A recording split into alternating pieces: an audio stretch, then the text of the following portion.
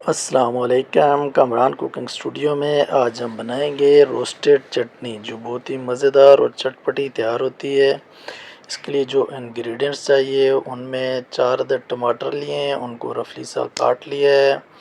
उसके साथ सफ़ेद तिल हैं और सफ़ेद ज़ीरा है।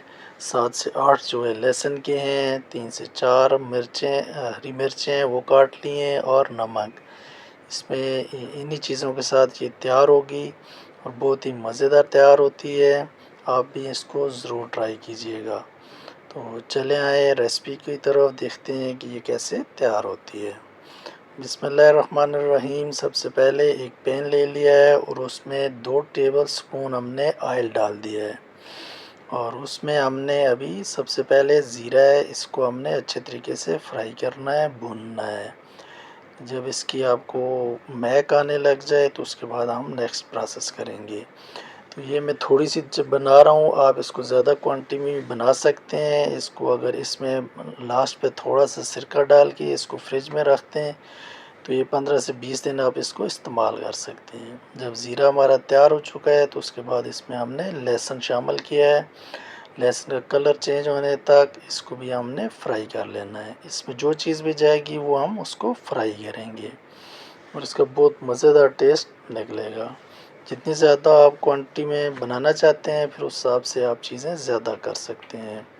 हमें कम क्वांटिटी में चाहिए थी तो हमने कम चीज़ें इस्तेमाल की हैं। रेसिपी सेम रहेगी, इसी तरीके से इसको तैयार करना है। तो ख्याल रहे कि ऑयल बहुत ज़्यादा गर्म नहीं होना चाहिए कि वो एकदम से चीज़ें जल जाएंगी, पकेंगी नहीं। उसके बाद हमने इसमें हरी मिर्चें शामिल कर दी हैं, उनको भी पका के उसके बाद हमने सफ़ेद तिल जो थे उनको इसमें शामिल कर दिया है। सफ़ेद तिल भी जब इनका कलर चेंज हो जाएगा तो फिर इसके बाद हम इन चीज़ों को ऑयल से निकाल लेंगे।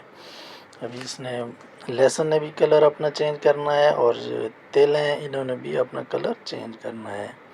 तब तक इनको हल्की आंच पे पकाना है, तेज़ आंच पे नहीं पकाना है। ये अभी देख सकते हैं कि ये चीज़ें तैयार हैं तो इनको हमने निकाल लिया है। इसी ऑयल में अभी हम दोबारा शामिल करेंगे। इसमें हमने दड़ा मिर्च शामिल की है, ये ऑप्शनल है। ये अगर आप शामिल करना चाहते हैं तो करें, नहीं तो इसको ये इसकी रेसिपी नहीं है। उसके बाद हम इसमें जो टमाटर थे वो शामिल कर देंगे और इनका पानी खुश्क होने तक इनकी हमने बुनाई करनी है ऑयल में। इसको बहुत ज़्यादा उस तरफ पकाना नहीं है। अभी इसमें थोड़ा सा हमने तेल और ग्रीन चिली और ऐड की है कि इसका फ्लेवर भी आ जाए इसके अंदर। ये भी आप देख सकते हैं कि हमारे टमाटर भी भुन चुके हैं, इनका पानी ख़त्म हो चुका है। अगर ज़्यादा देर आपने रखना है तो फिर बिल्कुल ख़त्म होना चाहिए इसका पानी। अभी आप देख सकते हैं कि सारी चीज़ें हमारी फ्राई हो चुकी हैं। इसमें हमने नमक ऐड कर दिया है।